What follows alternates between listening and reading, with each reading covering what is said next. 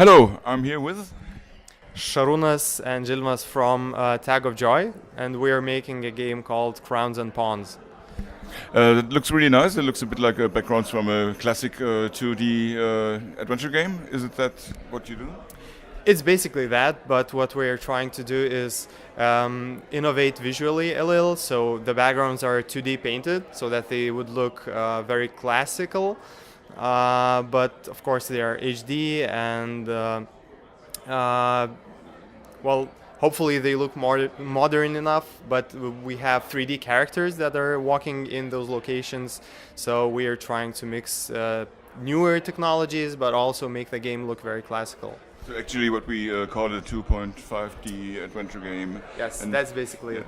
And you're also using classic elements like inventory and Yes, gameplay-wise, it's very classical. It has inventory, it has dialogues, it has a lot of characters and puzzles to solve.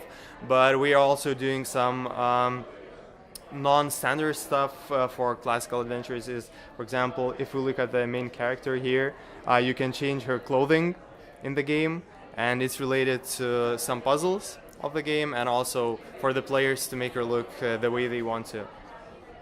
Great. Can you tell me anything about the story already? Yeah, so the story is that the main character is a girl from Chicago, but she has relatives in Europe, specifically in Lithuania, and she very unexpectedly gets an inheritance letter that her grandfather died and left her his old house, which is in the image, and well, she just goes there to explore, and she finds out that someone else is looking for someone. So the house is torn down. Someone was looking for something here, and then she tries to figure out what's going on. And she goes to historical places, locations. She finds out that there is a historical relic involved, and so she visits churches. You can see one here, you can see the other one here, and also some other countries like Belarus and Italy. And so it's like a detective story, but that revolves around her family and interesting historical and similar places. Story-wise, it's similar to Broken Sword series, where you kind of have historical facts and some fiction, and you work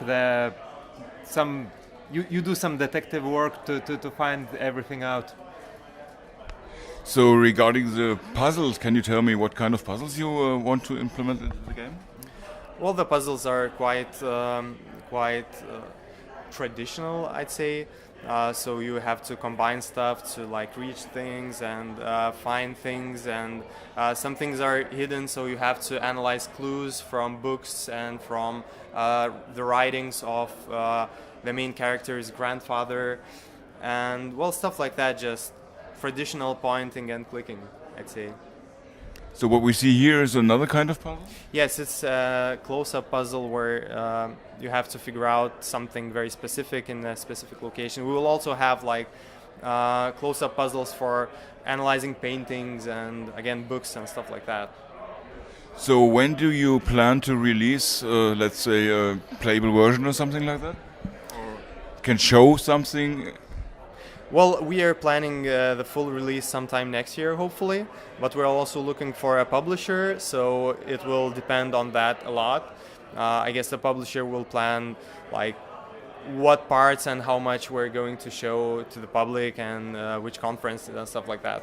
So it will depend on that, but we would love to show something very soon, but hopefully sometime early next year we will be definitely able to show a playable version. So how many people are working on the team, and where are you located? We are located in Vilnius, Lithuania. No surprise, because the game is taking place there as well.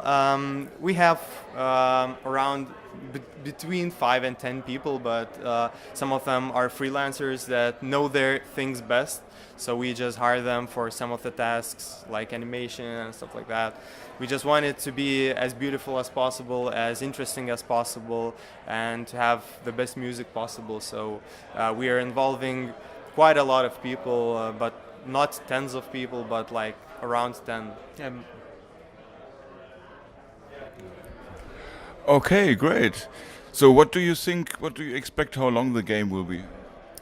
We are targeting at 4 to 5 hours of gameplay. We don't want it to be long because a lot of people don't have time to play long games, but we also don't want it to be a mini game, so we think that 4 to 5 hours is a reasonable amount of gameplay.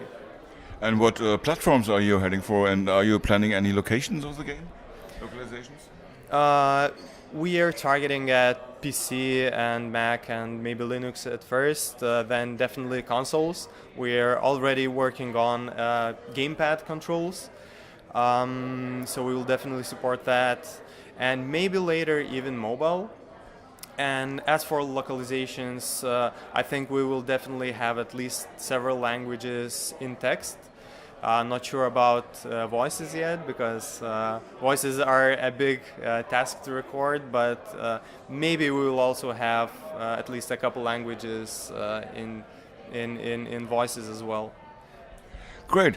Thank you very much, and thanks for having the time to show us your game, and good luck. Thank you very much. Thanks for listening.